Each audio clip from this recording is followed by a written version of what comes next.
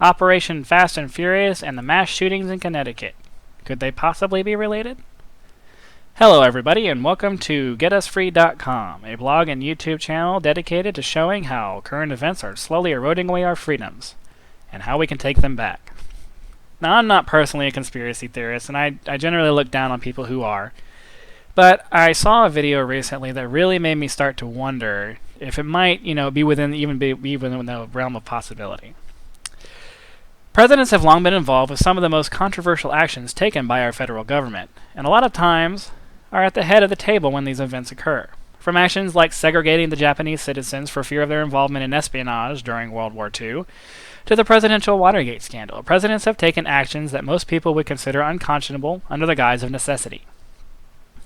Our current president is no exception, presiding over recently uncovered federal tactics to find and arrest high-level cartel leaders south of the border.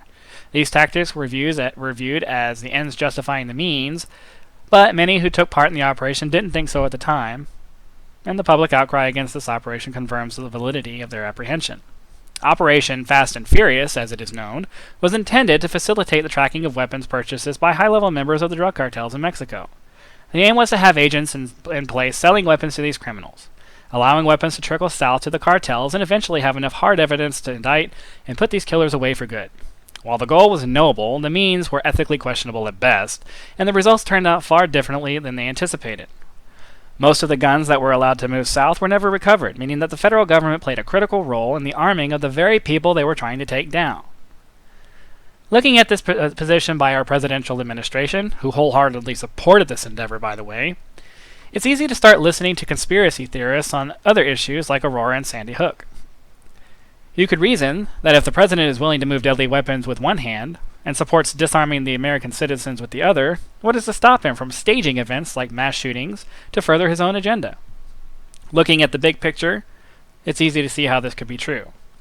Now, I've already stated that while I don't generally subscribe to conspiracy theories, this particular set of circumstances give me pause. We are dealing with a man who follows a do as I say and not as I do policy. Specifically with gun control, he stands against the idea of putting armed security guards in our schools, but his own children are personally protected by agents with guns.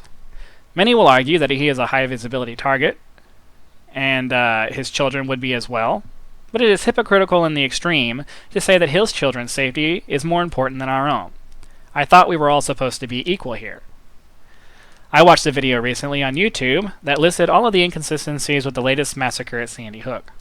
Most of it was really stretching to find something, but a couple of items really got my attention and made me start to wonder if the government might have actually staged this event to push their own liberal agendas.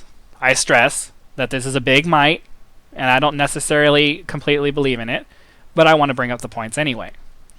The first point that got my attention was the apparent expert accuracy of the shooter. As a trained rifleman myself, military trained, I can attest to the fact that unless you've had special training using an assault weapon, the likelihood of you being able to walk into a school, take out 20 targets that are running around like crazy in such a brief period of time is highly unlikely.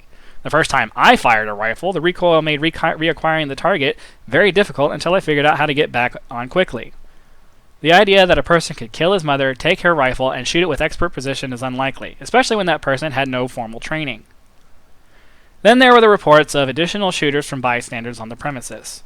This may be the result of a confusion at the scene, but when you have multiple people saying that they saw someone else, it starts to have some legitimacy. Since the incident, by the way, no further reports of additional shooters have been covered. I wonder why that is. The final piece of information that makes me wonder are all the various internet posts that went up before the incident. Several of the sites were posted hours or even an entire day before this happened. This may be a fluke in the system, as some of my own blogs and videos have been showed posting a day early, but the number of sites that were posted that way is enough to make me wonder.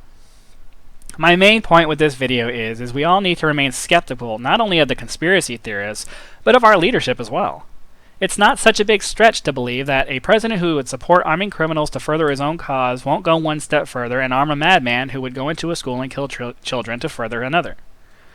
When one is obsessed with achieving a goal, morality can easily go out the window as we justify our actions as being critical to the outcome.